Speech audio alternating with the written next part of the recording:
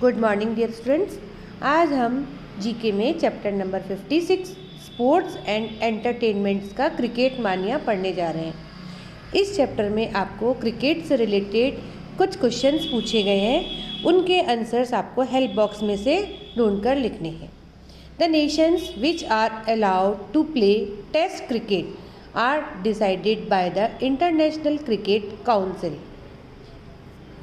Test cricket जो देश खेलते हैं उनका डिसीज़न इंटरनेशनल क्रिकेट काउंसिल के द्वारा ही किया जाता है, यानी इंटरनेशनल क्रिकेट काउंसिल ही डिसाइड करती है कि कौन कौन से नेशंस के बीच टेस्ट क्रिकेट होंगे। द आईसीसी यानी International Cricket Council is the body which governs international test matches and ODIs. Some test playing nations are India, Australia, England, Bangladesh, West Indies, South Africa, Pakistan, Sri Lanka and New Zealand. कुछ जो test होते हैं, जो मैंने Nations के नाम पढ़े, उनके बीच खेले जाते हैं।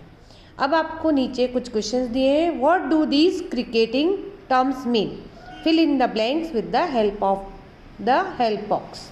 Number 1, the line around the pitch which separates the infield from the outfield. Enfield को आउटफील्ड से अलग करने वाली जो लाइन जो पिच पर खींची जाती है उसे क्या कहा जाता है? The circle. बच्चों, क्रिकेट तो आपका फेवरेट गेम है, तो इसके सारे टर्म्स आपको पता ही होंगे, फिर भी आपको मैं इसमें बता रही हूँ। Number 2, the end of the pitch where the batsman is batting end. Batsman की जहाँ पर बैटिंग ख़त्म होती है वो पिच का एंड होता है, यानी पिच के एंड पर ही बैट्समैन अपनी बैटिंग को ख़त्म करता है। Number 3, the order in which the batsman of a team go out to bat. The first pair is the openers, then comes the top order, then the middle order, the lastly the lower order or the tail. आपको मालूम है batting के लिए एक cricket की team में कितने players होते हैं? 11। वो अपने ऑर्डर के अकॉर्डिंग बैटिंग के लिए जाते हैं। तो पहला जो पेयर होता है उसे ओपनर कहा जाता है, उसके बाद टॉप ऑर्डर, फिर मिडिल ऑर्डर और लास्ट में जो आते हैं लोअर ऑर्डर या टेल कहा जाता है। तो ये जो जिस ऑर्डर में जाते हैं उनको क्या कहा जाता है? Batting order. Number 4, when a fielder catches the ball as it bounce off the batsman bat but before it hits the ground. जब एक फील्डर मैदान पर बिना टच किए हुए बॉल को कैच कर लेता है उसको क्या कहा जाता है? Catch. Number 5, the end of N inning of a batting side because of the dismissal of 11 of its batsman. जब किसी टीम के 11 खिलाड़ी बैट्समैन आउट हो जाते हैं तो उसकी बैटिंग साइड की इनिंग्स के एंड को क्या कहा जाता है? ऑल आउट, यानी सारे प्लेयर्स आउट हो चुके। Number 6, a player who can bat ball and field equally well. ऐसे खिलाड़ी जो बैटिंग, बॉलिंग और फील्डिंग सब अच्छी तरह से कर सकते हैं उन्हें क्या कहा जाता है? Allrounder. Number 7, when a bowler और fielder ask the umpire if the batsman is out, the question typically asked is how's that or how's it. जब एक बॉलर या फील्डर अंपायर से पूछता है कि बैट्समैन आउट हुआ है या नहीं, तो वो किस तरह से पूछता है? How's that. उसको क्या कहा जाता है? Appeal. Number 8, bribing the players to play in a particular way so that the betting already done on the match makes more money. ये आपने सुना होगा कि जब मैच पहले से ही फिक्स होता है और उसी के अकॉर्डिंग बैटिंग होती है, जिससे कि ज़्यादा पैसे कमाए जा सके, उसे क्या कहा जाता है? Match fixing. Number 9, when a bowler dismisses 3 batsman in 3 consecutive balls bowled by him, जब एक बॉलर 3 लगातार बॉल पर 3 कंटिन्यूस बैट्समैन को आउट करता है, तो उसे क्या कहा जाता है? नंबर 9 पर है हैट्रिक। तो बच्चों ये चैप्टर यहाँ पर 56 आपने क्रिकेट से रिलेटेड पढ़ा। Next chapter number 57 sports and entertainments का हम पढ़ने जा रहे हैं मार्शल आर्ट्स। आप जानते होंगे मार्शल आर्ट्स क्या होती है, इसके बारे में आपको थोड़ा डिटेल में यहाँ पर बताया गया है, ध्यान से सुनिए। There are various methods of attack and defense which have developed all around the world. दुनिया में आक्रमण के और अपने बचाव के बहुत सारे तरीके अपनाए जाते हैं। Some are used when the enemy is at a distance. कुछ तो तब यूज़ किए जाते हैं जबकि दुश्मन थोड़ी दूरी पर होता है। The martial arts mentioned below are used when the attacker और enemy is at close range. Martial art जिसके बारे में आपको नीचे बताया जा रहा है वह तब यूज़ की जाती है जबकि हमला करने वाला या दुश्मन बहुत पास में होता है। Their basic principles is to use force in a control and focused way. इसका खास सिद्धांत है कि एक तो पूरी ताकत के साथ और अपने फोकस पूरे ध्यान लगाकर इस मार्शल आर्ट को किया जाता है, यानी कहीं भी कोई चूक नहीं होनी चाहिए क्योंकि दुश्मन बिल्कुल पास में ही होते हैं। Many of these arts were earlier used in actual fight situations. बहुत सारे इस तरह के आर्ट जो लड़ाई के जो तरीके होते हैं वो पहले अपनाए जाते थे। However today they are also used as sport specially for their health benefits. लेकिन आज ये एक खेल के रूप में प्रयोग किया जाता है, ख़ास तौर पे अपने स्वास्थ्य के फ़ायदों के लिए, यानी शारीरिक स्वास्थ्य के लिए भी इसका प्रयोग किया जाता है। Number 1, the native Malay style of fighting practised in and around Malaysia is called Pencak Silat. It includes many different styles inspired by the movements of wild animals fighting. It has become a popular competition sports these days. ये एक Malaya style है जो कि Malaysia में इसको प्रयोग किया जाता है।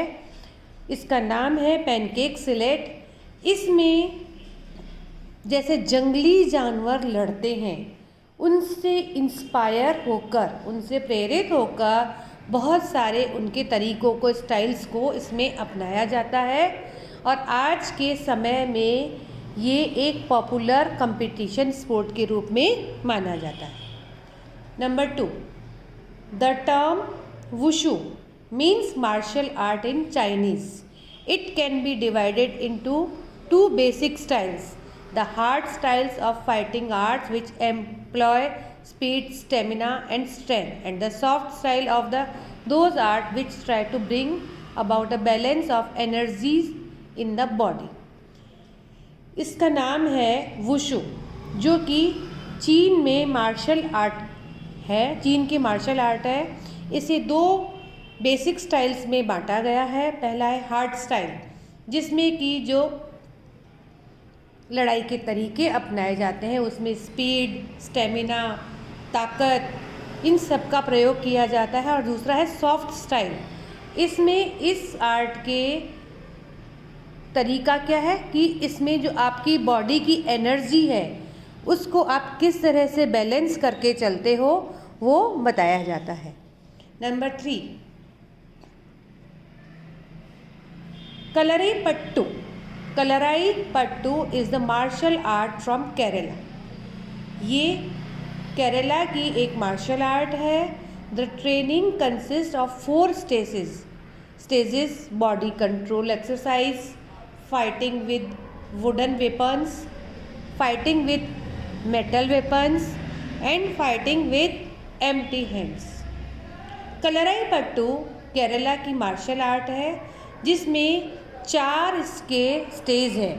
पहला है कि इसमें बॉडी को कंट्रोल करने की एक्सरसाइज बताई जाती है। नंबर 2 पर इसमें लकड़ी के हथियारों से लड़ना सिखाया जाता है। नंबर 3 मेटल के हथियारों से लड़ना सिखाया जाता है। और नंबर 4 पर अपने हाथों से, यानी कोई बिना हथियार के सिर्फ अपने हाथों का यूज़ करके इसमें फाइटिंग करना सिखाया जाता है। Number 4, the term for modern martial arts in Japanese is budo. It actually refers to the disciplined way of life which an ideal Japanese warrior should live.